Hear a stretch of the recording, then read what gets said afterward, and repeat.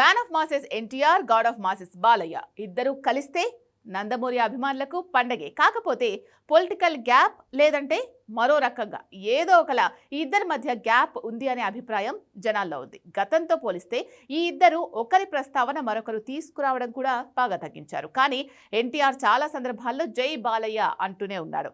ఏవో చిన్న చితక అంశాల విషయంతో గ్యాప్ ఉంటే నామకే వాస్తే ఉందనే అభిప్రాయమే తప్ప చెప్పుకోదగ్గ ఇబ్బందులు అంటూ ఎక్కడా ఒక్క వార్త కూడా రాలేదు. అలాంటి టైంలో ఈ ఇద్దరు కలిసి ఒకే తెర మీద కనిపిస్తే ఎలా ఉంటుంది? అలా జరుగుతుందా? అంత సీన్ ఉందా? కదిలించే కథలు ఈ ఇద్దరిలో కదలిక తేకపోవచ్చు, కానీ నవ్వించే కథ ఈ ఇద్దరిని కలిపేలా ఉంది.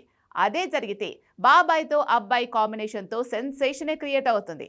అలా అని ఇద్దరూ కలిసి సినిమా చేయడం కాదు, కాకపోతే ఒకే సినిమాలో మాత్రం ఈ ఇద్దరు కలవబోతున్నారు.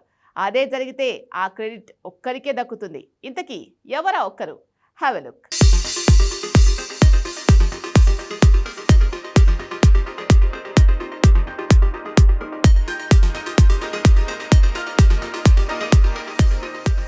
నటసింహం గాడ్ ఆఫ్ మాసెస్ బాలయ్యతో మ్యాన్ ఆఫ్ మాసెస్ ఎన్టీఆర్ కలిసి నటిస్తే చూడాలనేది సగటు నందమూరి అభిమాని కోరిక.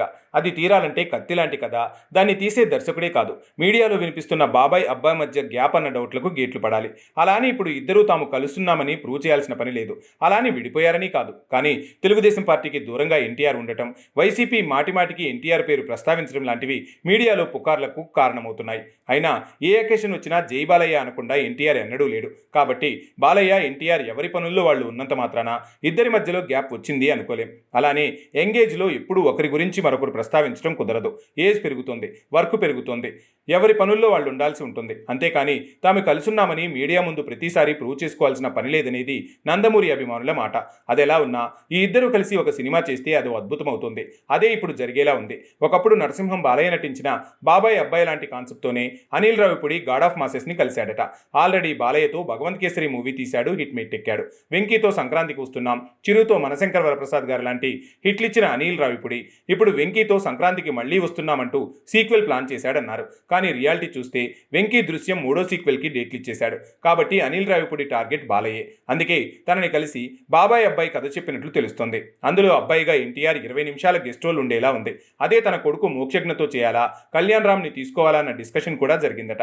కానీ ఎన్టీఆర్తో అనిల్ రావిపూడి ఫోన్లో మాట్లాడిన వెంటనే గెస్ట్ రోల్కి ఓకే అనేశాడట. అది కథ వినకుండానే. ఇది ఏమాత్రం డిస్టర్బ్ కాకుండా అంతా అనుకున్నట్టు జరిగితే 2 సింహాలను ఒకే తెర మీద 2 సార్లు చూసినట్టు అవుతుంది. ఆల్రెడీ డ్రాగన్లో బాలయ్య ఫోటోని ఒక పాత్ర కోసం వాడుతున్నారని తెలుస్తోంది. ఇప్పుడు అనిల్ రావిపూడి మేకింగ్లో బాలయ్య చేసే సినిమాలో ఎన్టీఆర్ గెస్ట్ అంటే బాక్సాఫీస్ బద్దలే మరి.